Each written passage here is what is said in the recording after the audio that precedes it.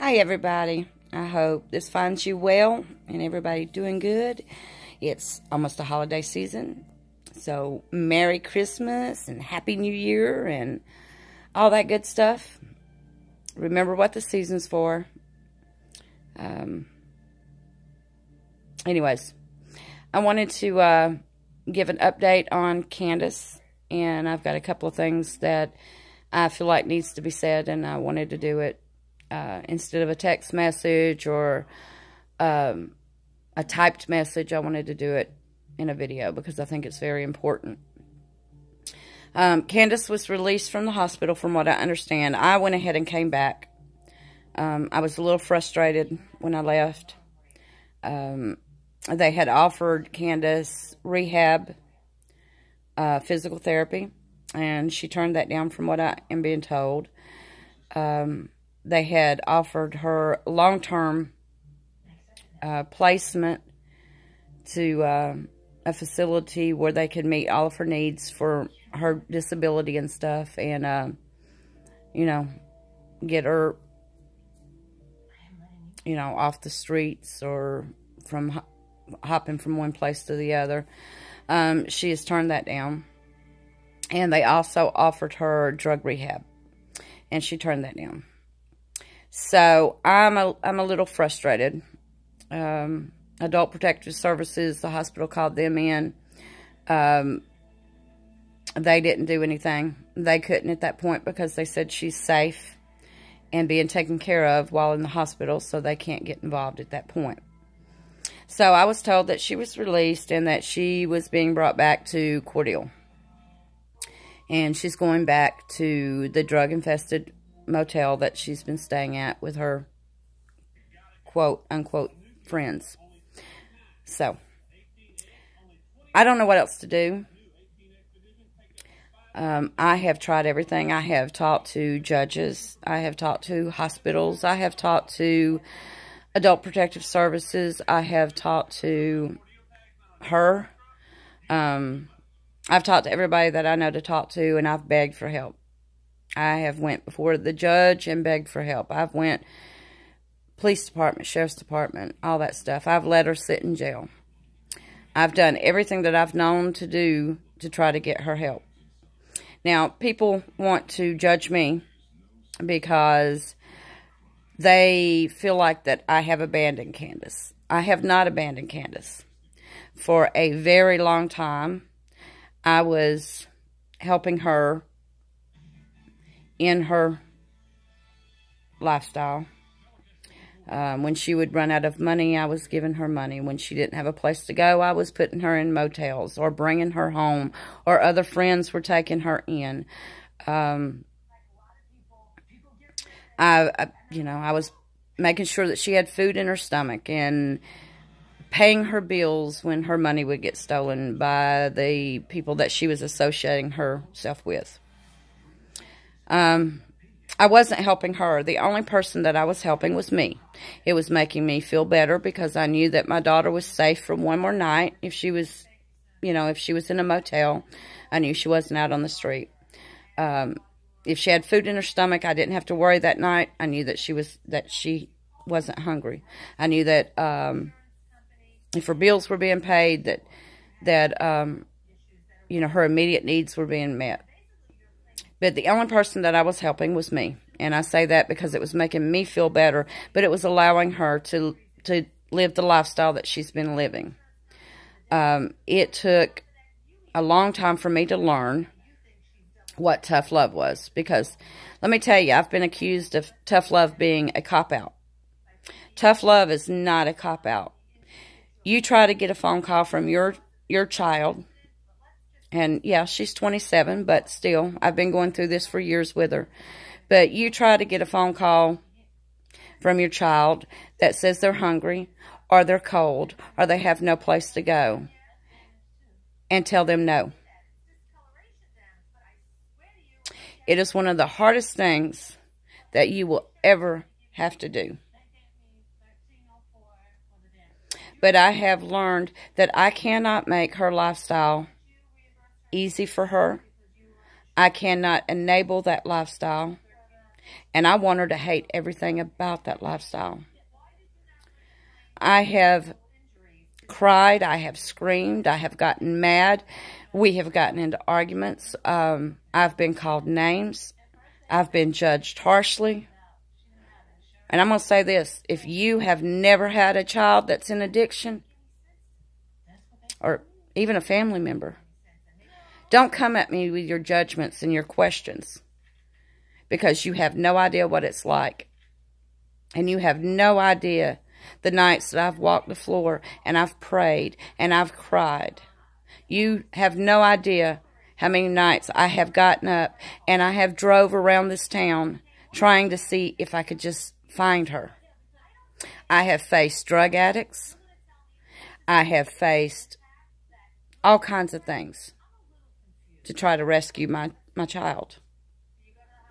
Yes, she is in a wheelchair. Yes, she has a disease that is cutting her life short. But so is this addiction. This addiction has increased the symptoms of her disease. It has taken away functions that she should still have. But because of the drug meth, it has sped up her disease, and it has probably taken some time off of her life. Now, with that being said, I've done everything that I can possibly do. And I appreciate each and every one of you that has stepped out to help her. It wasn't that I was trying to push her out on you. It wasn't that I was trying to neglect my, I guess, my my parenting. I wasn't trying to neglect her in any way, shape, or form.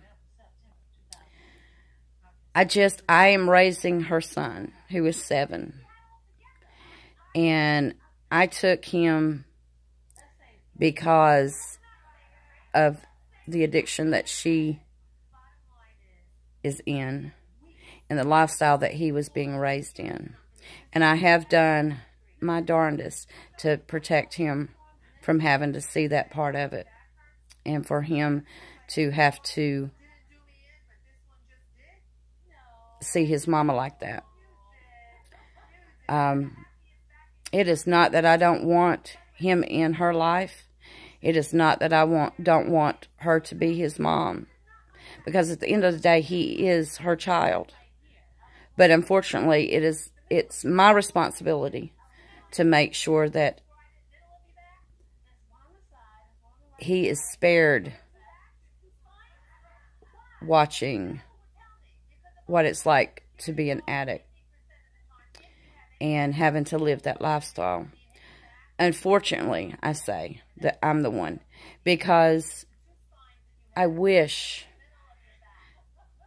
that was her that was meeting his needs and loving him and putting him first. But the drugs do not allow it. And if anybody knows me, they know how much I love my grandson. And I would give my life for him in a heartbeat. And God forbid anybody ever hurt him or put him in a bad situation.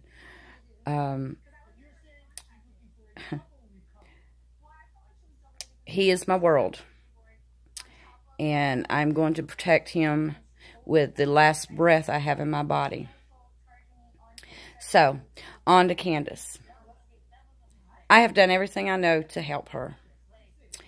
I don't know what else to do. I've turned everything over to God, and I've said, God, you've got to take this. I can't do it no more. I just don't know how to help her. Addicts are real good at lying. They're real good at placing the blame on other people. They are real good at telling you what you want to hear when they need something.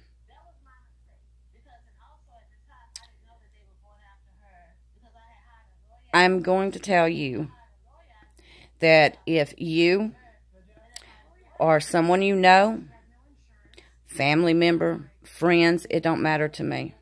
If I find out that you are giving my daughter selling my daughter, or contributing to my daughter's meth use, I will turn you in.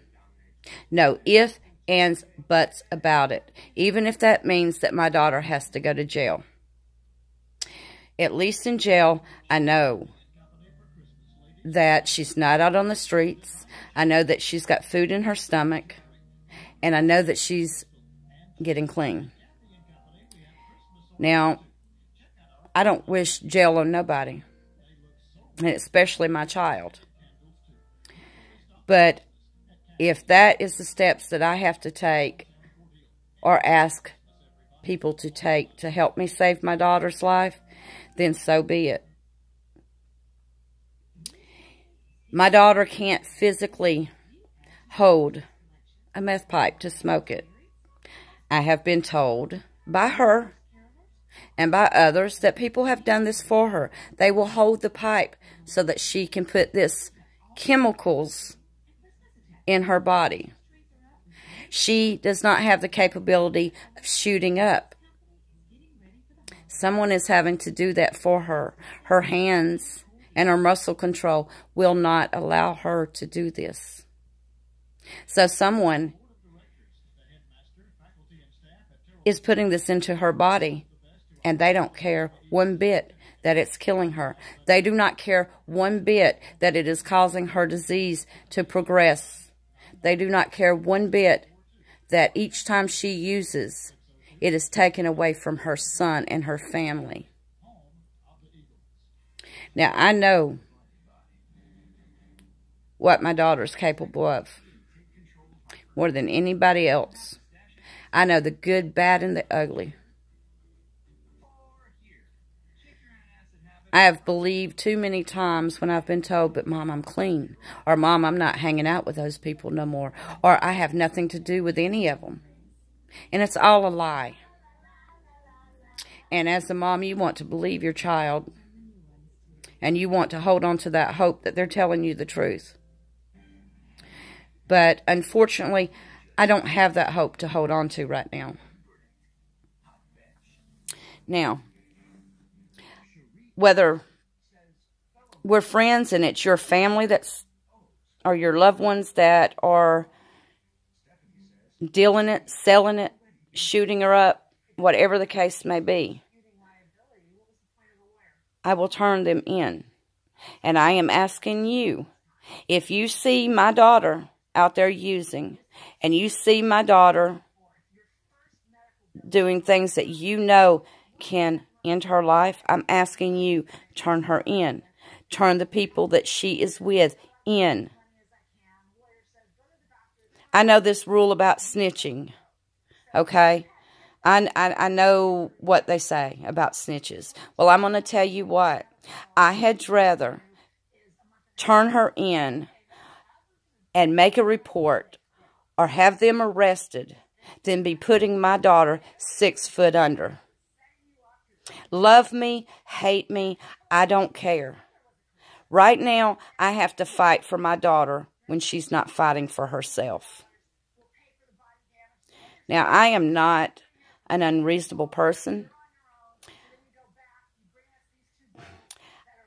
I try to take care of everybody that I love. I try to take care of them the best of my ability. But I cannot sit back knowing that she is going back into this lifestyle when help was at her fingertips. Any help that she could have asked for, they were willing to give her, and she turned it down. So, with that being said, if you're shooting my daughter up or you're holding a pipe for her, let me inform you, you are no better to me than the ones that are in jail for murder or attempted murder, because that is what you are doing to my child I gave birth to. Now, you can sit and judge me for not going to her rescue and taking her off the streets. I've tried that. It ended up right back to square one because she did not want to live by the rules. She wanted to hang out with these folks, and she wanted to be back in touch with these people. I cannot bring that in to my household and let my grandson be exposed to it. I can't do it. Now, if you think you can do a better job, please let me know. I'm looking for all the help that I can get. But I'm telling you, I've done everything I know to do. And the next step is turning everybody in that associates with her that is giving her drugs. Now, if you're trying to help her, so be it. I appreciate it. But if you're trying to hurt her, you've messed with the wrong mama. You've messed with the wrong mama. She may not want the help, but one way or the other, I'm going to do all that I can to ensure that she lives another day on this earth, that her son still has his mama, and that I still have my daughter. So, like this message or not, Candace, if you see this message, I want you to know something. I love you more than life itself. I've begged and I've pleaded and I've cried. You have deemed me as an unfit mother. You have accused me of things that I haven't ever done. And you have accused people that's in my life of things that they haven't done. But I want you to know, no matter what, you are my child. And no matter what, I love you. But I will not enable you to be in this lifestyle. I will not enable you to be happy in this lifestyle. I want you to hate everything about this lifestyle. I want you to realize there is no life in this lifestyle. I want my daughter back. I miss my daughter. And I need my daughter in my life. Aiden needs his mother. And he needs her healthy as she can be, off the drugs, and in his life. Now, for the ones that are condemning me for not bringing him around to see her, and for not letting him spend the night, and not letting him go hang out, I will protect him in any way, shape, or form that I have to. And if the environment is not healthy for him, then he does not need to be there. Now, if you love yourself and you love your son, Candace, I am begging for you to go get the help that you need. I am begging for you to allow people that truly care about you to help you, and not the ones that you say are your ride or die friends that don't give one shit about you when the money's gone and you're out there on the street. Now, whether you believe I love you or not, that's on you. But I am telling you, I love you enough to be okay with you hating me if it means I'm trying to save your life. To the ones that are helping her put these drugs in her system, I'm coming for you. So just know you've messed with the wrong mom. Anyways, I hope y'all have a blessed day. Please, if you want to share this video, share this video. But I'm telling you, when it comes to an addict, you cannot help them be comfortable in a lifestyle just so that you feel better inside. You cannot give in to them. You cannot pay their way. You cannot even put food in their stomach. Because everything that you do to help them to be comfortable in the situation that they're in, that they have put themselves in, just so that you can sleep better at night, you're killing them too. You're loving them to death. And I'm telling you, you will be burying your loved one if you continue to enable them. So with that being said, I love y'all. I do.